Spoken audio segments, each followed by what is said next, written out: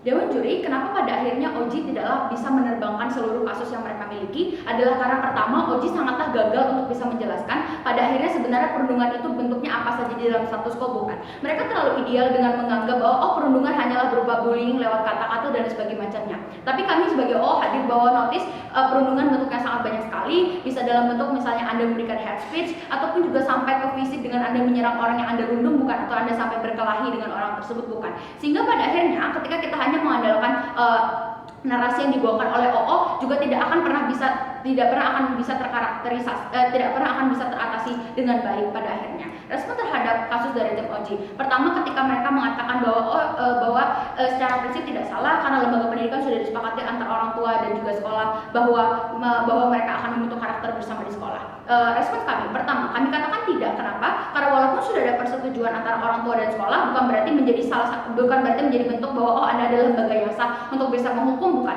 Karena Anda harus menciptakan suatu standar hukum yang baik sehingga pada akhirnya kenapa lembaga Anda bisa sah untuk memberikan hukuman kepada para pelaku perundung di sekolah Anda. Namun juga yang kedua, Anda harus menciptakan suatu bentuk standar, berarti Anda juga harus menyediakan sumber daya manusia yang cukup pada akhirnya untuk bisa memberikan hukuman, untuk bagaimana bisa memberikan efek jerah yang baik kepada anak-anak di sekolah Anda. Tetapi ini tidak bisa dicapai ketika bermain di narasi di dalam OJI. Karena apa? Karena notice bahwa perundungan tidaklah hanya terbatas bahwa Anda hanya membuli lewat kata-kata saja, bukan, tetapi ada perkelahian yang pada akhirnya tidak bisa diatasi di sekolah Anda. Tetapi juga respon kedua tentang bagaimana mereka mengatakan bahwa aparat berwajib sibuk menangani kasus lain sehingga mereka sangat sering untuk menolak kasus, ataupun juga ketika kasus Anda ingin berjalan dengan lancar, Anda harus membayar terlebih dahulu. Kami katakan tidak. Mengapa? Notice bagaimana kasus yang dibawakan oleh OJI sangatlah ekstrim. Mereka sangat menjelaskan bahwa lembaga kepolisian sangatlah buruk, bahwa Anda harus membayar terlebih dahulu, bukan.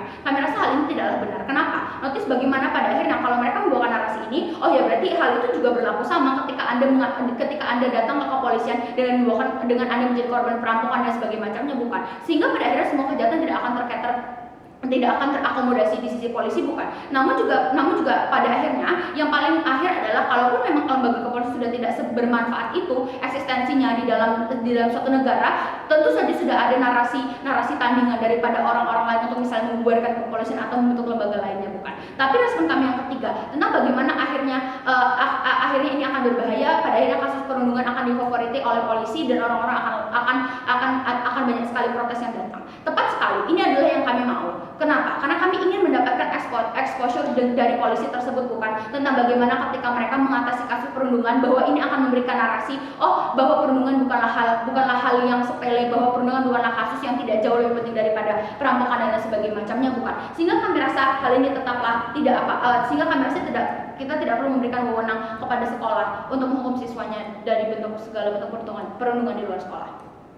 Stance kami sebagai OO adalah jelas bahwa pertama, hukuman cukup dari luar saja. Sudah ada pihak berwajib seperti polisi atau lembaga hukum lainnya, bukan, pun juga didukung dengan adanya norma sosial masyarakat yang bisa memberikan check and balance kepada kasus-kasus perundungan yang ada. Tapi juga yang kedua, kalaupun ini di dalam polisi, kami yakin akan ada tim yang menangani khusus pada akhirnya tentang kasus perundungan, bullying ataupun bentuk perundungan lainnya, bukan.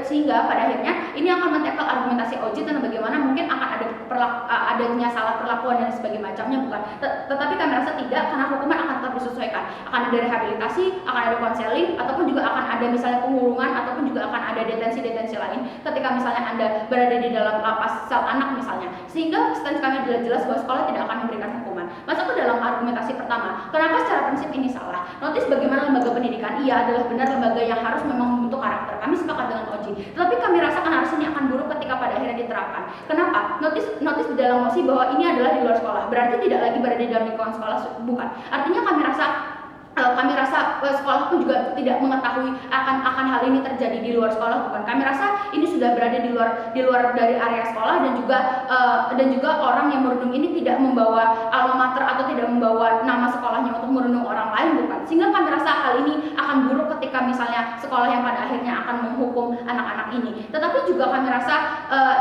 masuk ke dalam poin yang kedua. Terlebih lagi adanya hukuman ini, kami rasa tidaklah bisa menjadi salah satu parameter yang valid dan sah untuk bisa diterapkan di setiap setiap sekolah, bukan. Karena notis pada akhirnya kenapa di sebuah negara ada kepolisian, karena merupakan badan hukum yang berwenang untuk memberikan hukuman dalam konteks Anda memiliki parameter seperti undang-undang ataupun juga KUHP ataupun juga segala bentuk segala bentuk peraturan lainnya, bukan.